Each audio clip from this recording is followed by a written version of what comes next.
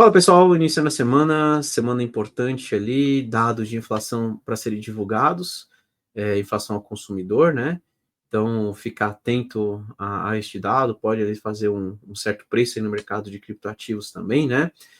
Tem toda a questão aí, o mercado numa expectativa com relação aos cortes de juros lá nos Estados Unidos, né, pelo Fed, o mercado começa a precificar ali a possibilidade de 3 cortes, né? Então, ficar atento, né, principalmente aí como que vai ser divulgado o dado de inflação, tá?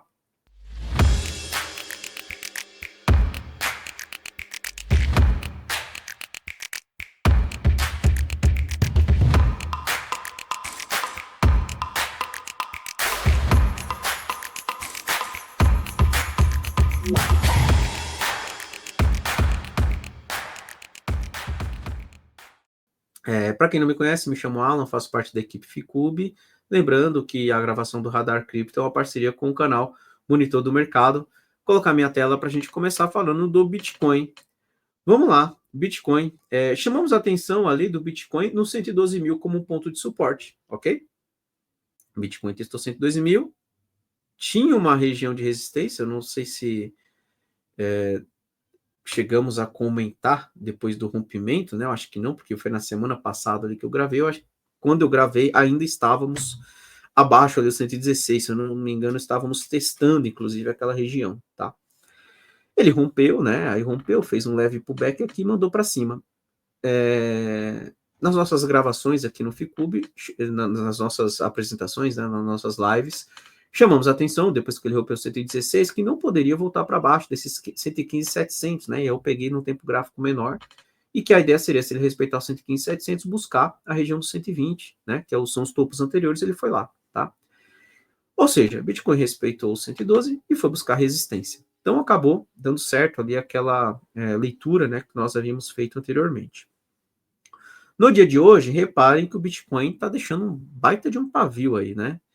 Isso é algo que começa a me chamar a atenção. Se eu estou comprado, eu já começo a pensar ali na proteção, tentar não devolver pelo menos essa última puxada de alta. É claro, ele pode aí acelerar ao longo do dia, né? Lembrando que ele só fecha às 21 horas, né? O candle diário do Bitcoin. Ou então ele dá essa falha aí, essa primeira falha aí, deixando esse pavio, e amanhã ele romper para cima dessa região. Então, assim, não dá para prever, né, o que vai acontecer exatamente neste ponto. Mas dá para a gente entender que é uma região de resistência, que é uma região que certamente comprar aí o risco é maior. E para quem está comprado, né, já começa a ter ali um risco de devolver parte do lucro.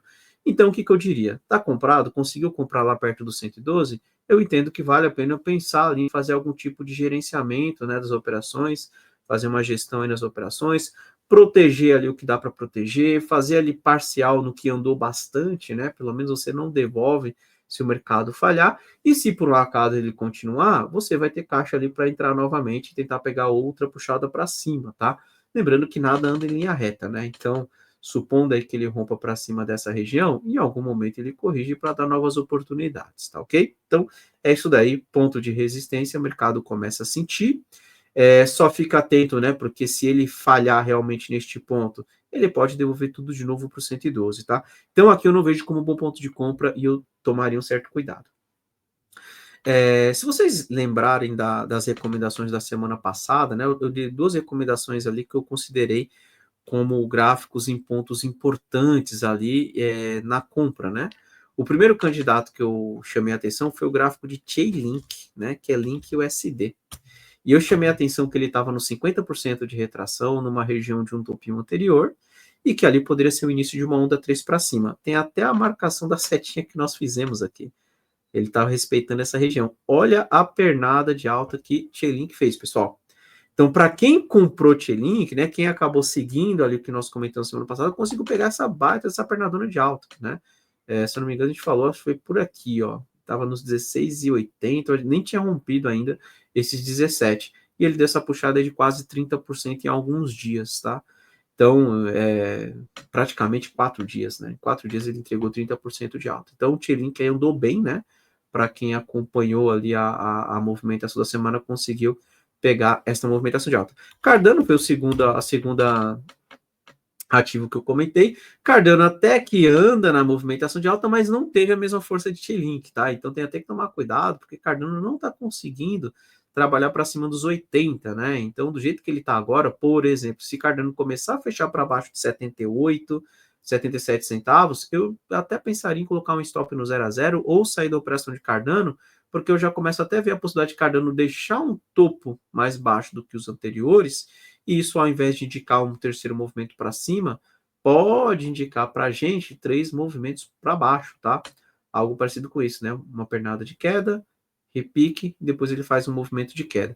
Então, assim, apesar de Cardano ter andado a favor, né? Então, por exemplo, comprei ali no 75, estaria no positivo, mas já começa a demonstrar fraqueza. Então, para quem está comprado de Cardano, só acende o alerta, eu entendo que vale tentar uma proteção ali, caso esse mercado resolva corrigir, né? Ainda mais considerando que o Bitcoin está numa região de resistência, numa região de topos anteriores, né? Bitcoin corrigindo, para quem acompanha o mercado cripto, sabe que tende a trazer ali as altcoins para baixo também, tá? Normalmente o mercado ele acaba andando ali em blocos, né? Em bloco, né?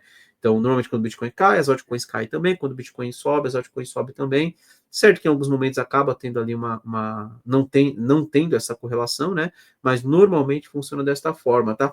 A única questão é que as altcoins são mais voláteis, né? Então elas tendem a entregar movimentos maiores, tanto na queda quanto na alta, tá ok? Então só fica atento aí, mas o que eu quis chamar a atenção mais foi pela movimentação de T-Link, tá? Que entregou um belo movimento. Então, para quem acompanhou, conseguiu pegar essa puxada aí para cima. Bem, vamos lá. Então, eu falei aqui de Cardano, né? Agora, como o mercado está numa região de resistência, eu não trago ali candidatos para a semana, tá? Mas eu vou analisar as principais altcoins, né? Que seria o gráfico de Ethereum. Vamos falar de Ethereum. Ethereum vem subindo bem, tá? Ethereum rompeu, inclusive, para cima dos 4.000, que era minha resistência, tá? Ele deu uma violinada nos 3.500, recuperou e mandou para cima. Inclusive, internamente, aqui no Ficube, nós temos ali na nossa carteira uma recomendação de Ethereum que no momento está dando 18%, tá? Então conseguimos pegar. Entramos exatamente neste movimento aqui, ó, por volta dos 3.660, tá? E conseguimos pegar essa pernadinha aí, tá dando cerca de 18% agora. Então, estamos dentro ali. É claro que tem que ficar atento, porque Ethereum já andou bastante e pode ter correção. De qualquer forma, qualquer correção de Ethereum até a região dos 4.000 dólares, eu entendo que ainda vale sim tentativas nas compras, tá? Eu começo a projetar Ethereum para testar o seu topo histórico. Se eu pegar aqui o semanal, o próximo alvo de Ethereum agora, ela começa a apontar para testar aqui os topos de 2021 na faixa dos 4.700, 4.800. Então, eu coloco Ethereum tentando buscar esta região e qualquer pullback eu ainda tento compra, tá? Então, vamos seguir acompanhando, principalmente se Ethereum voltar próximo dos 4.000 dólares, entendo que pode ser uma nova oportunidade. Vamos falar um pouco de Solana, né? Solana já não acho tão interessante, né? Apesar dessa movimentação de alta de Solana, considero um ponto de resistência. Nas nossas transmissões também chamei a atenção que Solana começasse a trabalhar para cima dos 170. Ele poderia buscar o 184, mas 184 no momento é uma resistência, tá? Cuidado aí. Para quem está comprado, eu entendo que um 0 a 0 seria ali uma proteção interessante. Para quem está de fora, comprar agora eu acho arriscado, tá? Inclusive com essa movimentação de hoje, né? Tomar cuidado, porque se Solana começar a falhar por aqui, ele tende a voltar para testar essa região. E aí, qual que é o detalhe? Perdeu essa região dos 158, 160, Solana começa a desenhar um topo e fundo mais baixo, podendo devolver toda essa pernada de alta anterior. Então, fiquem atentos, ponto de resistência, não vejo compra de Solana aqui. Eu quero comprar Solana, onde seria um ponto que daria para tentar alguma coisa? Eu esperaria ele voltar próximo dos 170. Se ele voltar nesse 170, não perde a ponta para cima, eu ainda tentaria alguma coisa. Ou então, né? Ele rompe para cima dessa região e depois faz um pullback, também dá para tentar alguma coisa, tá? Comprar agora eu já acho um pouco mais arriscado, então Solana não me chama atenção no momento. XRP. XRP, ele não chegou a tocar nos 2,66, né? Ele acabou segurando um pouco antes, fez esse movimento ali de alta. Tá numa região que trabalha agora como resistência que é os 3,40, tá? Só que até diferente de Solana, eu até gosto mais de XRP. Eu entendo que vale uma tentativa pelo risco com stop bem curtinho abaixo dos 3,15, 3,10. E XRP tem que trabalhar acima dos 3,40. Se perder esses 3,15, 3,10, aí não tem por que ficar segurando compra, porque ele tende a testar de novo aqui essa região de 2,80, essa região dos 3 dólares aí e 4 centavos, né? 3,3, enfim. Ele não pode perder para baixo dessa marcação em vermelho, ele tem que fazer algo parecido com isso. E aí a gente entende, né, que ele deu essa pernadona de alta, deu essa pernadona de alta, corrigiu e pode ser ali outra pernada para cima. Então é importante aí que XRP rompa para cima desses 3,40 para continuar interessante. Se voltar para baixo dos 3,15, 3,10 ali, que é o ponto que nós marcamos, né? Aí eu não tentaria nada e esperaria um pouco mais ali para tentar alguma coisa no curto prazo, tá? Então, vamos acompanhar. Tava até mais interessante ali, um pouco mais cedo, né? Tá certo que ele tá devolvendo aí parte da movimentação do dia, só observar o pavio, mas vamos seguir acompanhando. Eu entendo que se XRP segurar por aqui e apontar para cima, é um candidato que ainda me chama atenção, beleza? Bem, pessoal, então é isso daí. Vou encerrando por aqui. Desejo aí para todos uma excelente semana. E semana que vem estamos de volta aqui com o Radar Cripto para observar a movimentação aí do mercado, tá ok? Um abraço a todos, até semana que vem. Tchau, tchau.